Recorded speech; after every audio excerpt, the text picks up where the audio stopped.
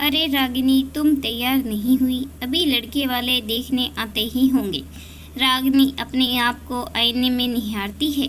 आज उसने पहली बार साड़ी पहनी थी और साड़ी में तो हर लड़की खूबसूरत ही लगती है। बस थोड़ा सा मेकअप बचा था, वो भी पूरा करके वो तैयार हो गई। लड़के वाले अनजान तो नहीं थे। अभिषेक उसी के ऑफिस में काम करता था। दोनों ने एक दूसरे को पसंद कर लिया था, बस उसके घर वालों को देखना बाकी था। रागिनी ने अपने परिवार वालों को बता दिया और वो भी अभिषेक से मिल चुके थे। आज तो सगाई का ऐलान करने की औपचारिकता बची थी। नियत समय पर अभिषेक अपने मम्मी पापा, भाई भाभी, जीजी जीजाजी के साथ आ गया। रागिनी उन सब को भी पसंद आई। दोनों ने एक दूसरे को अंगूठी पहनाई और रिश्ता पक्का हो गया। 1 महीने बाद रागिनी और अभिषेक की शादी हो गई और रागिनी ससुराल आ गई। नई दुल्हन के कुछ दिन तो लाड़ चाव हुए, फिर सब दैनिक दिनचर्या पर आ गए। कहने को रागिनी भी अभिषेक के साथ ऑफिस जाती थी, पर उसे काम करके जाना होता था और ऑफिस से आके भी काम करवाना होता था, वरना सास और जेठानी के चेहरे फूल जाते थे। शुरुआत में रागिनी ने कुछ कहा नहीं, लेकिन अब वो इस काम से थकने लगी थी। सास तो घर के किसी काम को हाथ नहीं लगाती थी। उनका कहना था कि घर में 2 बहुएं हैं तो मुझे काम करने की क्या ज़रूरत है।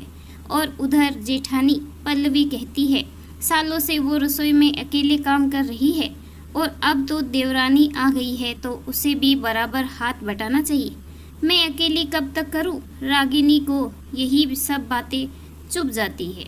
दिन भर ऑफिस से थक कर आने के बाद खाना बनाने की उसकी हिम्मत नहीं रहती थी। एक दिन रागिनी ऑफिस से आई तो बड़ी थक गई और उसने सोचा 5 मिनट लेट जाती हूँ, फिर काम में मदद करवा दूंगी, पर उसकी गहरी आंख लग गई। वो चौंक कर उठी तो देखा सब रात का खाना टेबल पर खा रहे थे। वो रसोई में मदद कराने गई तो सास कुछ बोलती उससे पहले ही पल्लवी बोलती है, आ गई महारानी। आप तो दिन भर घर से बाहर रहती हो और घर आकर सो जाती हो। मैं तो घर की नौकरानी ठहरी, अब मुझे तो काम करना ही है। और सुनो, आपके लिए खाना मैंने नहीं बनाया जो अपने लिए प्लेट लगा रही हो। मुझे तो लगा बाहर काम करने जाती हो तो बाहर ही खाकर आओगी। ये सुनते ही रागिनी के आंसू छलक आए। वो दौड़कर अपने कमरे में आ गई। थोड़ी देर बाद अभिषेक आया और लैपटॉप पर काम करने लगा। उसे फर्क ही नहीं पड़ा कि रागिनी ने अभी तक खाना नहीं खाया। रागिनी फिर बोली, आपको मेरी तो फिक्र ही नहीं है। मैं शाम से भूखी हूँ और तुम खाना खाकर चले आए। भाभी ने मुझे इतना कुछ सुना दिया, पर आपकी जबान से एक शब्द नहीं निकला। शादी का कौन सा वचन निभा रहे हो?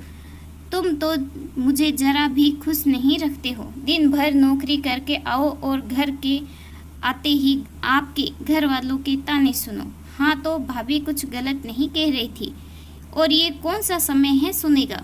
तुमने तो सबके बीच में मेरी नाक कटवा दी।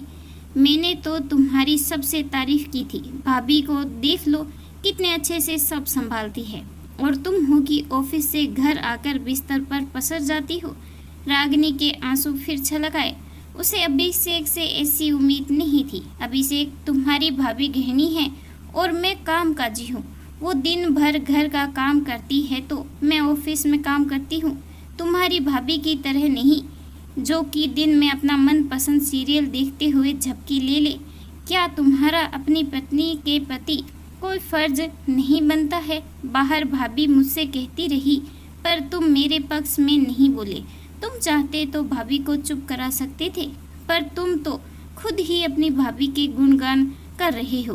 रागिनी भी तेज आवाज में बोली, रागिनी, ज़्यादा बहस मत करो। तुम कोई अनोखी पत्नी नहीं हो जो नौकरी करती हो। दुनिया में कई औरतें नौकरी करती है, हुनर के काम करती है, पर अपने घर के काम और रसोई की जिम्मेदारियों से मुंह नहीं फेर लेती। औरत को तो दोनों मोर्चे संभालने ही पड़ते हैं, चाहे घर का हो या बाहर का। फिर तुम्हें क्या नहीं दिया? इतने सारे कपड़े लत्ते, जेवर, घर में आधुनिक सुविधाएं हैं, हर चीज़ का आराम है। दोनों समय की रोटी मिल जाती है, और क्या चाहिए। बहस जोरों पर चलती है। रागिनी ये सुनकर हैरान रह जाती है और कहती है, पतिदेव, एक पत्नी को शादी के बाद सिर्फ मान सम्मान चाहिए। रोटी तो मैं खुद भी कमा कर खा सकती हूँ। मैं भी पढ़ी लिखी हूँ, आपकी तरह आपके ही ऑफिस में काम करती हूँ। आपकी मेरी सैलरी भी बराबर है। फिर आप मुझे 2 वक्त की रोटी का ताना क्यों दे रहे हो। 2 वक्त की रोटी कमाना मेरे लिए कोई मुश्किल काम नहीं है। मैं सिर्फ प्यार और सम्मान ही चाहती हूँ। दुनिया बहुत आगे बढ़ चुकी है, पर आपकी सोच वहीं अटकी है। आपने मुझे क्या पल्लवी भाभी समझ रखा है, जो चुपचाप 2 समय की रोटी का सुनकर चुप हो जाएगी। इतनी ही रसोई में काम करवाने का शौक था तो कोई घरेलू लड़की चुन लेते। मैं तो पढ़ी लिखी कमाऊ लड़की हूँ। मैं ये सब नहीं सहूँगी। शिक्षा ली है, इसीलिए अपने आत्मसम्मान की रक्षा भी मुझको खुद ही करनी होगी। मैं अपने आत्मसम्मान की रोज़ धज्जियाँ उड़ते हुए नहीं देख सकती हूँ। रागिनी, तुम कुछ ज़्यादा ही बोले जा रही हो। अपनी कमाई और नौकरी पर इतना घमंड करना भी अच्छा नहीं है। ज़्यादा ही परेशान हो गई हो तो नौकरी छोड़ दो। पर काम तो तुम्हें करवाना होगा। नौकरी अपनी जगह है और काम अपनी जगह है। मेड तो आती है, बस खाना ही तो बनाना है, और उसके लिए हम कोई खाना बनाने वाली भी नहीं रख सकती, क्योंकि सबको बहू के हाथ का ही खाना खाना होता है, और ये सब बहुओं के कर्तव्य होते हैं। अच्छा, तो बेटों के तो कोई कर्तव्य नहीं होते हैं। बेटे तो कुछ भी कर सकते हैं, पर मैं ये सब नहीं सहूँगी, कभी भी नहीं। अगले दिन सुबह होते ही रागिनी ऑफिस के लिए तैयार हो जाती है, पर वो रसोई में मदद के लिए नहीं जाती है और सीधे ही अपने ऑफिस के लिए निकल जाती है, और उस दिन वहीं ऑफिस में खाना खाकर आ जाती है। रात को अपने कमरे में आकर सोने लगती है। तभी अभिषेक चिल्लाकर बोलता है, ये क्या तरीका है। भाभी अकेले काम कर रही है और तुम कमरे में आराम कर रही हो। तुम्हें मेरी इज्जत की जरा भी परवाह नहीं है। तभी रागिनी बोलती है, तुम्हें मेरी परवाह है। उस दिन रात को मैं भूखी सो गई थी। मैंने ही गलती की थी जो ऑफिस में खाना खाकर नहीं आई, पर आज मैं खाना खाकर आई हूँ, और तो भी अपने पैसों से। अब जब मुझे खाना खाना ही नहीं है तो मैं बनाऊंगी भी नहीं। सब कुछ पहले के जैसा चलेगा। भाभी जैसे सबके लिए पहले खाना बनाती थी, अब भी बना लेगी। और हाँ, तुम्हें एक बात बताना भूल गई, कल से मैं ऑफिस से मिले हुए क्वार्टर में रहूंगी, ताकि किसी को कोई परेशानी नहीं होगी, और मैं भी ऑफिस जल्दी पहुंच जाऊंगी।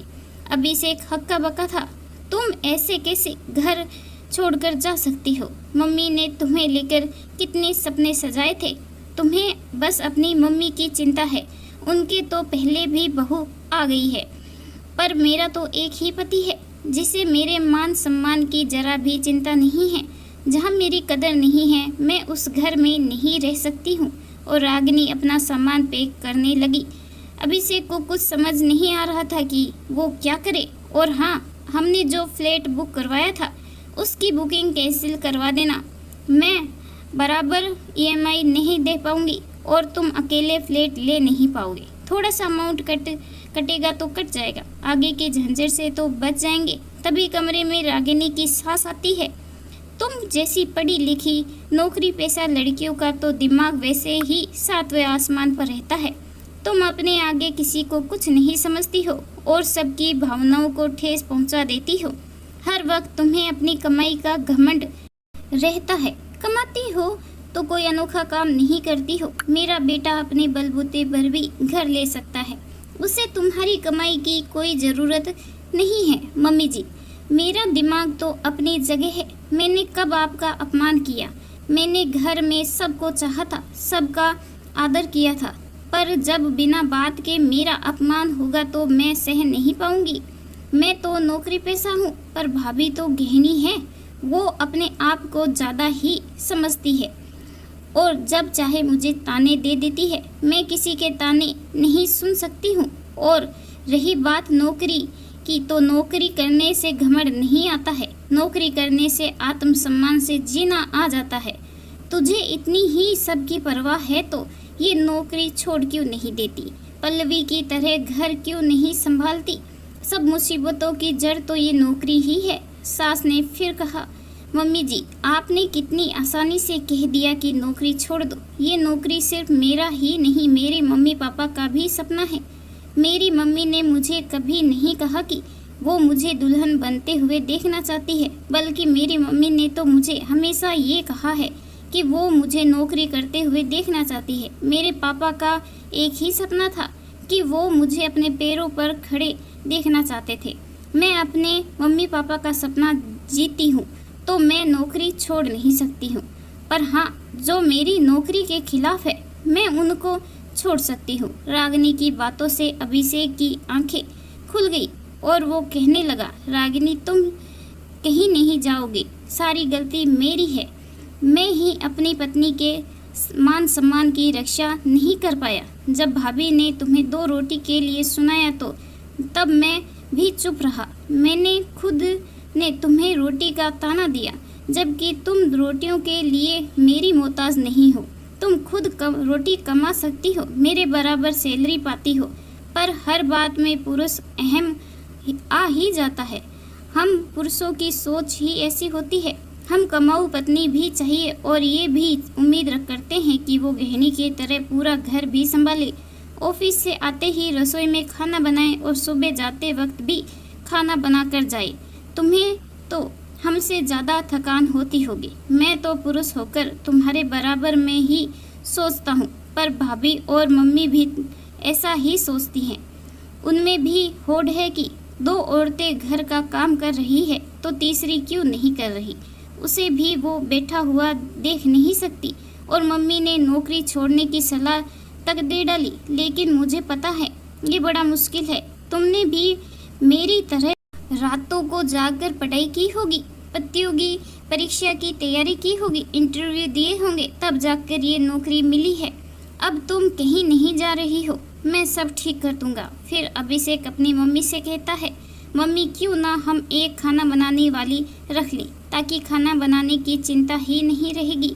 भाभी भी इतने सालों से रसोई संभाल रही है, उन्हें भी आराम मिल जाएगा और रागिनी भी ऑफिस आराम से जा सकेगी। उससे कैसा खाना बनवाना है ये सब आप उससे बता देना। ये भी सच है, मेरी सुबह ही तरह रागिनी का भी ऑफिस जाने की जल्दबाजी लगी रहती है और शाम को आने के बाद मेरी एक गिलास पानी लेने की खुद हिम्मत नहीं रहती। और हम चाहते हैं कि दिन भर थकने के बाद रागिनी आते ही रसोई में लग जाए।